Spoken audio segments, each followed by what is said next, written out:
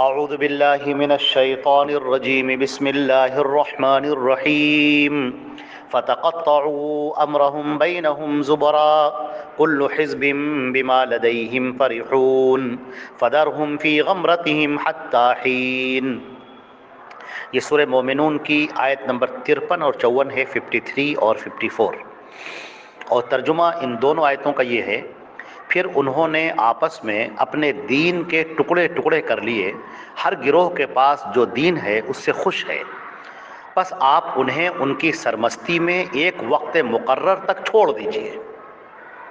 حضرات گرامی، یہاں پر اللہ رب العزت نے سب سے پہلے جو رسولوں کے بارے میں بیان کیا کہ وہ ان کو نصیحت کی گئی کہ تم اکل حلال کھاؤ، اور رسولوں کے توسط سے پوری دنیا کے لوگوں کو یہ بتایا گیا کہ اکل حلال استعمال کرو، کیونکہ اس کا بڑا تعلق عمل صالح سے ہے۔ اب اس کے بعد اللہ رب العزت نے فرمایا کہ جو بھی ہم نے رسول بھیجے ان سب کی بنیادی تعلیمات ایک تھی، جو بھی رسول آئے۔ اسی لیے دین اسلام کو یہ نہیں کہنا چاہیے کہ یہ دین اسلام حضرت محمد صلی اللہ علیہ وسلم لے کر آئے ہیں، یہ نہیں کہنا چاہیے۔ بہت سارے ہمارے غیر مسلم بھائی بھی اس غلط فہمی میں مبتلا ہیں کہ اسلام حضرت محمد مصطفیٰ صلی اللہ علیہ وسلم سے شروع ہوا۔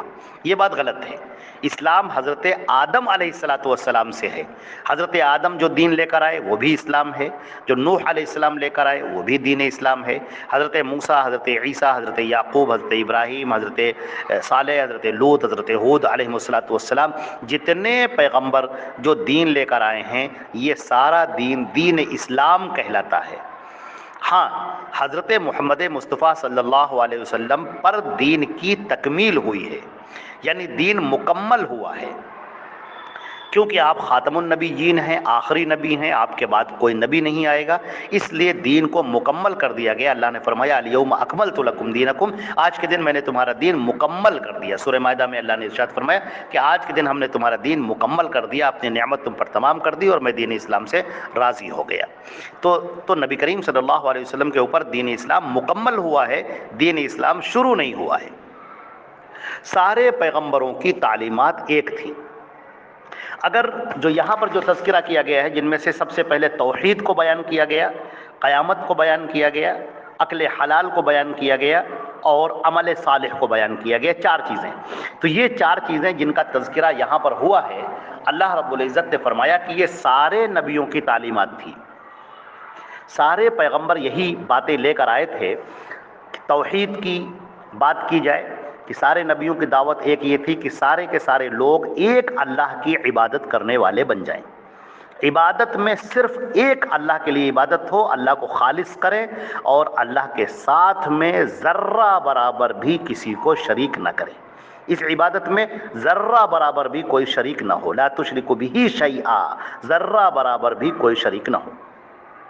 مگر جو نبی یہ دعوت لے کر آئے، پھر ان لوگوں نے ان نبیوں کے جانے کے بعد اس کے اندر تبدیلیاں کر دی۔ شیطان مردود نے ان کے ذہنوں پر قبضہ کر کے ایسی باتیں ان کے ذہن میں ڈالیں اور ان کے دل کے اندر ایسی وسواس ڈالا کہ انہوں نے اس دین سے وہ بالکل الگ ہوتے ہوئے چلے گئے۔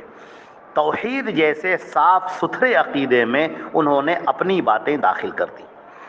چنانچہ یہودیوں نے حضرت عزیر علیہ السلام کو اللہ کا بیٹا قرار دیا۔ یہودیوں کا ایک فرقہ تھا جو حضرت عزیر کو اللہ کا بیٹا سمجھتا تھا۔ باقی یہودیوں نے حضرت موسیٰ علیہ السلام کو یہ مانا کہ اللہ رب العزت ان کے اندر اتر آیا ہے اور ان کے زبان میں بات کرتا ہے، اور حضرت موسیٰ کو کلی اختیارات حاصل ہیں پوری دنیا پر۔ لہذا یہ وہ چیزیں تھیں جو توحید کو انہوں نے خلط ملط کر دیا، توحید کو انہوں نے خراب کر دیا۔ اسی طرح بہت سارے وہ لوگ تھے جنہوں نے مخلوقات کو ہی رب قرار دیا، تو یہ توحید کی سب سے بڑا خلل آ گیا اور شرک آ گیا۔ حضرت عیسیٰ علیہ السلام کو لوگوں نے اللہ کا بیٹا قرار دیا، نعوذ باللہ ثم نعوذ باللہ، اللہ کا بیٹا قرار دیا انہوں نے، اور یہ مان لیا کہ حضرت عیسیٰ کو پوری دنیا پر کل اختیارات حاصل ہیں، اب سارے فیصلے حضرت عیسیٰ کرتے ہیں، کسی کو بیٹا دینا ہو، بیٹی دینا ہو، رزق دینا ہو، کشادگی کرنا ہو، کسی کی بگڑی بنانی ہو، تقدیر بنانی، سارے فیصلے حضرت عیسیٰ علیہ السلام کرتے ہیں، اور اللہ تعالیٰ صرف اس کو اوکے کر دیتا ہے کہ ٹھیک ہے۔ یہ توحید کے اندر سب سے بڑا بگاڑ پیدا ہو گیا۔ اسی طرح کچھ وہ لوگ تھے جنہوں نے اپنے احبار اور رہبان کو اپنا رب بنا لیا، ان کی لائی ہوئی چیزوں کو اور ان کی بتائی ہوئی چیزوں کو دین کا حصہ بنا لیا انہوں نے، اور اس طرح انہوں نے پورے دین کو ملیا میٹ کر دیا۔ کچھ لوگوں نے وحدت الوجود کا عقیدہ ایجاد کر لیا۔ وحدت الوجود کا عقیدے کا مطلب یہ ہے کہ اس کائنات میں وجود صرف ایک اللہ کا ہے، جو ساری مخلوقات تم کو نظر آ رہی ہے یہ سب اللہ ہے، ساری مخلوقات اللہ ہے، ہم تم سارے جانور جتنی بھی چیزیں نظر آ رہی ہیں سب میں اللہ موجود ہے، سب میں۔ اسی لیے بہت سارے جن کا عقیدہ توحید کے خلاف وحدت الوجود کا عقیدہ رہا، وہ کبھی کسی کو مرنے کو یہ نہیں کہتے ہیں انتقال ہو گیا یا وفات ہو گئی، وہ کہتے ہیں واصل بحق ہو گئے، واصل بحق ہو گئے مطلب کہ اللہ میں جا کر مل گئے۔ تو یہ عقیدہ کفریہ ہے۔ تو یہ وحدت الوجود کا عقیدہ اپنایا گیا، بنا لیا گیا۔ تو آپ یہ دیکھیں کہ اللہ رب العزت نے جو دین نازل کیا اپنے پیغمبر پر، اللہ کے بارے میں صرف وہی بات کہی جائے جو اس کے رسول نے بیان کیا ہو۔ اللہ نے قرآن پاک میں جو باتیں بیان کی ہیں یا اس کے رسول نے جو بیان کیا ہے بس وہی عقیدہ رکھا جائے۔ اتقولون علی اللہ ما لا تعلمون، تم اللہ کے اوپر وہ باتیں کہتے ہو جس کا تمہیں کوئی علم نہیں ہے، یعنی کوئی علم تمہارے پاس میں نہیں ہے۔ اللہ کے بارے میں کچھ بھی کہنا یہ رسول کا حق ہے، رسول تمہیں بتائیں گے اللہ کے بارے میں تمہارا عقیدہ کیسا ہو، اللہ کی عبادت کیسے کی جائے، اللہ کا ذکر کیسے کیا جائے، اللہ کو خوش کیسے کیا جائے، کن باتوں سے اللہ ناراض ہوتا ہے۔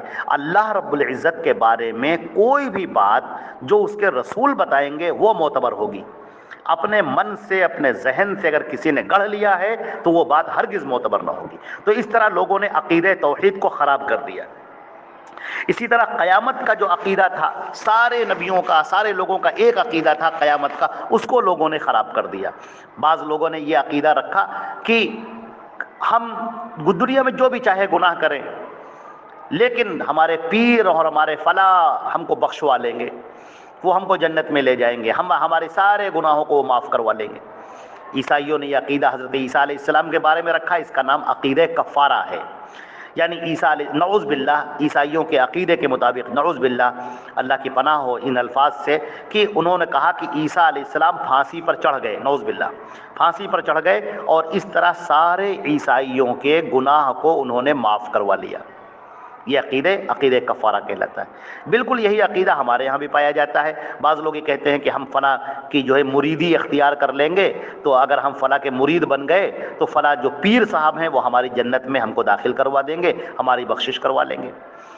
ہمارے یہاں بارہ بنکی میں ایک مزار ہے دیوا شریف میں، تو حاجی وارث علی شاہ کی، ان کے بارے میں کہا جاتا ہے کہ انہوں نے یہ قسم کھائی ہے کہ میں اپنے سارے مرید کو لے کر جنت میں جاؤں گا، ورنہ میں اللہ سے کہہ دوں گا کہ میں جنت میں نہیں جاؤں گا جب تک میرے سارے مرید جنت میں نہیں چلے جائیں گے۔ اب یہ عقیدہ ایسا گڑھا گیا کہ اب لوگ کثرت سے بیعت ہونے کے لیے اور مرید بننے کے لیے، ان کے مرنے کے بعد بھی لوگ ان کی مریدی میں داخل ہونے کے لیے پیسے بھی خرچہ کرتے ہیں، نذرانے بھی دیتے ہیں اور درخواست کرتے ہیں کہ ہم کو مریدی شامل کر لے، تاکہ ان کو یہ معلوم ہو گیا کہ اب اگر ہم ان کے مرید بن گئے تو اب ہم جنت میں داخل ہو جائیں گے، گناہ چاہے ہم نے جو کیے ہوں سب وہ بخشوا لیں گے۔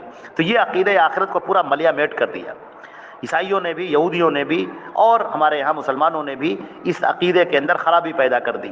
یہ عقیدہ رکھنا کہ بس سب ہماری جو ہے بخشش کروا لیں گے، یہ بالکل غلط عقیدہ ہے۔ نبی کریم صلی اللہ علیہ وسلم کے بارے میں آتا ہے کہ اللہ رب العزت انہیں سفارش کا موقع دے گا، شفاعت کا دے گا، لیکن الا باذنہ، اللہ جس کے بارے میں حکم دے گا کہ فلاں کی سفارش کی جائے تو فلاں کی سفارش ہوگی۔ اور یہ بتا دیا گیا کہ سفارش صرف انہی کی ہوگی جو موحد ہوگا، جو توحید پر ہوگا، جو کفر کرنے والا ہے، شرک کرنے والا ہے، اس کی سفارش نہیں ہوگی۔ حضرت ابو ہریرہ رضی اللہ تعالیٰ عنہ کی یہ حدیث ہے کہ انہوں نے پوچھا نبی کریم صلی اللہ علیہ وسلم سے کہ من اسد الناس بشفاعتک یوم القیامت یا رسول اللہ، اے اللہ کے رسول قیامت کے دن آپ کی سفارش کا، شفاعت کا حقدار کون ہوگا؟ آپ نے فرمایا من قال لا الہ الا اللہ خالصا من قلبی، جس نے لا الہ الا اللہ کہا اور خالص اپنے قلب سے کہا، خالص، اس میں کوئی شرک کا شائبہ نہ ہو، اس میں کوئی کفر نہ ہو، خالص جو توحید کو لے کر آئے گا اس کی اللہ کے نبی صلی اللہ علیہ وسلم شفاعت فرمائیں گے۔ اللہ تعالی ہم کو اور آپ کو اپنے فضل و کرم سے اللہ کے رسول کی شفاعت کا حقدار بنا دے۔ اسی طرح لوگوں نے عقل حلال کو بھی خراب کر لیا۔ بہت ساری ایسی چیزوں کو جن کو اللہ نے حرام قرار دیا تھا ان کو اپنے لیے انہوں نے حلال کر لیا، جیسے کہ رہبان کے بارے میں آتا ہے، اس یہودیوں کے اور عیسائیوں کے ان علماء کے بارے میں، ان درویشوں کے بارے میں آتا ہے کہ انہوں نے بہت ساری چیزوں کو حلال قرار دیا جو اللہ نے حرام کی تھی۔ اسی طرح ہمارے یہاں بھی بہت سارے نذرانے ہوتے ہیں، مزاروں کی مٹھائیاں ہوتی ہیں جن کے اوپر نذر و نیاز کی گئی، فاتحہ کیا گیا، ان سب چیزوں کو اپنے لیے حلال قرار دیا جن کو اللہ نے حرام قرار دیا ہے۔ غیر اللہ کے لیے جو چیز ذبح کی جائے، آستھانوں پر جو چیز ذبح کی جائے، اس کو اپنے لیے حلال قرار دینا، یہ سب بالکل غلط ہے کہ اللہ نے جس کو حرام قرار دیا ہے وہ حرام ہے۔ اللہ نے کسی چیز کو حلال قرار دیا، کسی چیز کو حرام قرار دیا، ہمیں اپنی طرف سے یہ کہنے کا حق نہیں ہے کہ یہ حلال ہے اور یہ حرام ہے۔ وَلَا تَقُولُوا لِمَا تَصِفُ أَلْسِنَتُكُمُ الْكَذِبَ هَذَا حَلَالٌ وَهَذَا حَرَامٌ، تم اپنی زبان سے جھوٹ گڑھ کر مت کہو کہ یہ حلال ہے یہ حرام ہے۔ تو معلوم یہ ہوا، اچھا قرآن پاک نے ایک جگہ پر اور کہا ہے ام لہم شرکاء شرعوا لہم من الدین ما لم یأذن بہ اللہ، کیا انہوں نے اللہ کے شریک بنا رکھے ہیں جو ان کے لیے دین گڑھ کر دیتے ہیں، شریعت گڑھ کر دیتے ہیں، شریعت بنا کر دیتے ہیں۔ عزیزان گرامی، شریعت اللہ کے رسول صلی اللہ علیہ وسلم لے کر آئے ہیں، ان کے اوپر اتاری گئی ہے، شریعت بنائی نہیں گئی ہے، کوئی انسان بنا نہیں سکتا شریعت، حضرت محمد صلی اللہ علیہ وسلم نے شریعت بنائی نہیں ہے، ہم تک شریعت پہنچائی ہے۔ اب کچھ لوگ اپنی مرضی سے شریعت کو گڑھ رہے ہیں، بنا رہے ہیں، بہت ساری چیزیں گڑھ رہے ہیں، بہت سارے رسم و رواج، بہت سارے ریتیاں، بہت رواج، بہت ساری چیزیں انہوں نے دین کے نام پر گڑھ رکھی ہیں، تیجا ہے، 40واں ہے، فلاں فلاں، یہ سب دین کے نام پر گڑھا گیا اور دین کا نام لے کر کیا گیا۔ یہ انتہائی غلط بات ہے اور نازیبہ بات ہے۔ شریعت وہ ہے جو حضرت محمد مصطفیٰ صلی اللہ علیہ وسلم لے کر آئے ہیں، دین وہ ہے جو اللہ کے نبی صلی اللہ علیہ وسلم کے اوپر نازل ہوا ہے۔ سورہ اعراف میں کہا گیا اتبعوا ما انزل الیکم من ربکم، تمہارے رب کی طرف سے جو اتارا جا رہا ہے تم اس کی پیروی کرو، ولا تتبعوا من دونہ اولیاء، اور اس کو چھوڑ کر اپنے اولیاء کی پیروی مت کرو، قلیلا ما تذکرون، مگر یہ بات تم بہت کم سمجھتے ہو۔ اسی طرح عمل صالح کو لوگوں نے برباد کر دیا۔ عمل صالح کیا ہے؟ کسی بھی عمل کے صالح ہونے کے لیے دو شرطیں ہیں۔ پہلی شرط یہ ہے کہ وہ صحیح نیت کے ساتھ اللہ کے لیے کیا گیا ہو، کسی غیر کے لیے نہیں کیا گیا اور ریاکاری نہ ہو، اور دوسری چیز وہ نبی کے بتائے ہوئے طریقے کے مطابق ہو۔ اگر نبی کے بتائے ہوئے طریقے کے مطابق نہیں ہے تو وہ عمل صالح نہیں ہے۔ لیبلوکم ایکم احسن عملا، اللہ نے یہ موت اور زندگی کا یہ جو سلسلہ جاری فرمایا ہے، اللہ نے فرمایا ہے کہ یہ ہم نے اس لیے کیا ہے تاکہ ہم دیکھیں، تاکہ ہم آزمائیں، ایکم احسن عملا، تم میں سب سے حسن عمل کون کرتا ہے۔ اور حسن عمل دو چیزوں کا نام ہے، نمبر ایک صحیح نیت کے ساتھ عمل کیا گیا ہو، ریاکاری نہ ہو، اس کے اندر دکھاوا نہ ہو، اللہ کے لیے کیا گیا ہو، اور دوسری بات نبی کے بتائے ہوئے طریقے کے مطابق ہو، اپنی مرضی سے نہ ہو۔ اللہ تعالی ہم کو اور آپ کو عمل کرنے کی توفیق عطا فرمائے۔